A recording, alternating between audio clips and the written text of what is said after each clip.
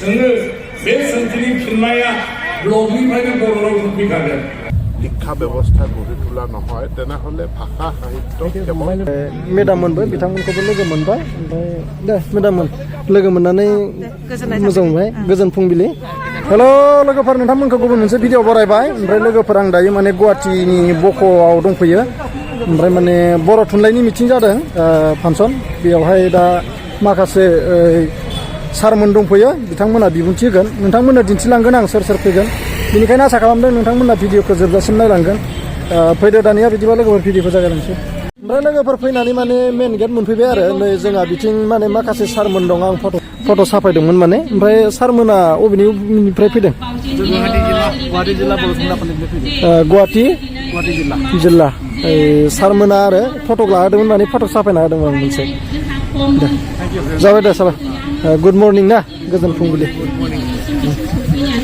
मोजां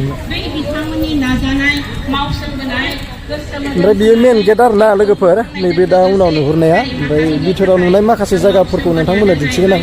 नोंथांमोना नायलांबाय था लोगोफोर सिङाव मोनफैबाय आरो सिङाव मोनफैनानै नोंथांमोना नायनो हागोन माने बियो दायो फुंबिलि सम नालाय बारा मानसि जायाखै आरो ओरैनो दाहायनिफ्रायसो मानसि जाखागोन दायो जास्ट फिरफिला बायदिसिना बिरहोगासिनो आरो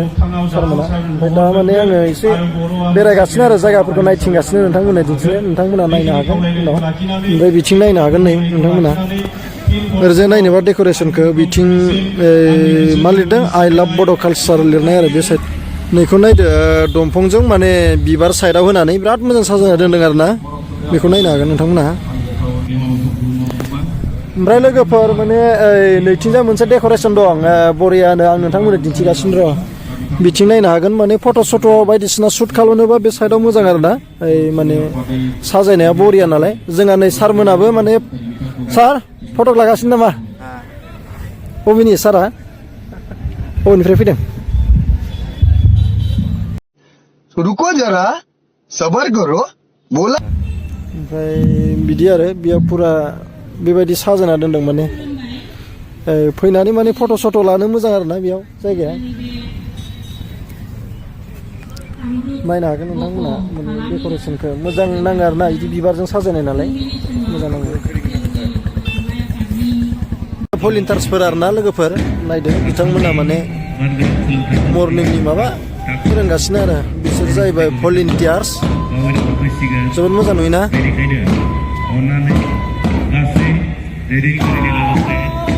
नै ओरैजाय गिदिंदों आरो नायलांगोन नोंथांमोना ओमफ्राय आङो माने बे फट'आव दंफैयो आरो बिथिंजाय भलिन्टार्सफोर थाबाय ओमफ्राय बैथिंजाय ओरैजाय थाबाय सारमोननि फुरा बिथिं मा मुंख्लंफोरनि फिरफिला बिरहोनाय बिथिं बिबार बावनाय मानाय बिथिंजाय आं माने एसे बेरायगासिनो आरो दायो ओरैजाय गिदिंलांबाय ओमफ्राय जोंहा नै बिथिं माखासे मेडाममोनबो बिथांमोनखौबो लोगो मोनबाय ओमफ्राय दे मेडाममोन लोगो मोननानै मोजां मोनबाय गोजोन फुंबिलि ओमफ्राय अबेनिफ्राय फैदों धेमाजि आदसा जोंहा मेडाममोना माने धेमाजिनिफ्राय फैदों आरो नैबे गुवाहाटी बक'आव माने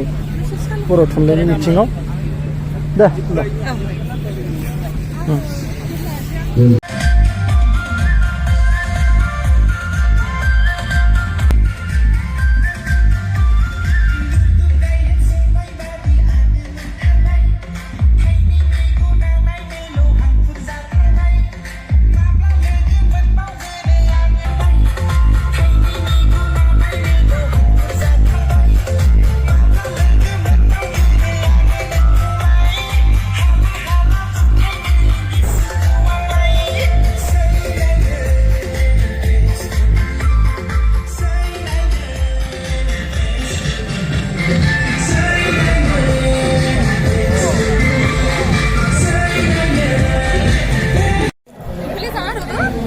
नैथिंजाय माने ख्रिस्टि मोसाग्रा आरो ना लोगोफोर बे साइडआव ख्रिस्टि मोसाग्राफ्रा माने पुरा रेडि जानानै दं आरो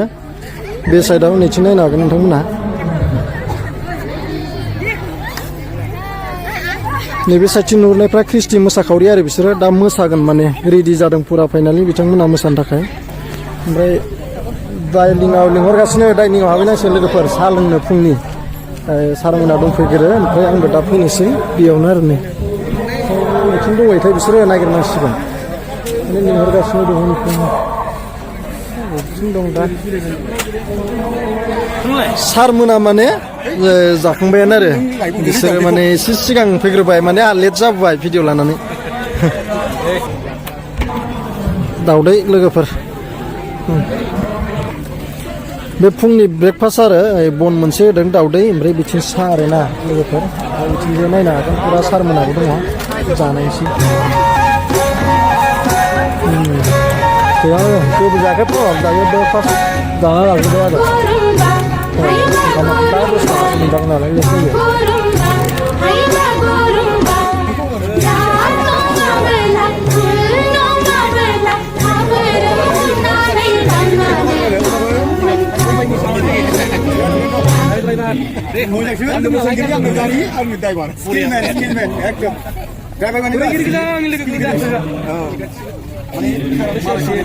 बाहाय सानथाम थानांगौ बेसेबां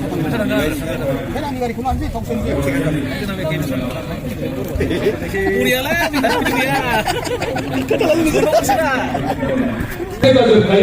फिननायाबो बर' रावजों फैजोबनांगौ जेब्ला फिननाया बर' रावजों फैनांगौ अब्ला ब्लक आरो सार्कोल लेभेलनिफ्राय जायफोर एमएलए बा सोंथि सोङो बे सोंथिनि फिननाया ब्लकनिफ्रायनो बर' रावजों फैखागोन सार्कोल अफिसनिफ्रायनो बर' रावजों फैखागोन गासै डिपार्टमेन्ट अफिसनिफ्रायनो बर' रावजों फैखागोन लोगो लोगो बिधान सभानि थाखायनो अट'मेटिकेलि बर' रावा गासै अफिसावनो बाहायजागोन आं दा गोरलै सुबुरुन होदों सरकारखौ जाय बर' सुबुंफ्रा साख्रि मावनानै दं बिसोरखौ बर' ट्रेन्सलेटरनि दायित्व गावबा गाव डिपार्टमेन्टखौ होजोबनांगौ थेवब्लाबो बर' रावनि माने फिननाया बर' रावनि माने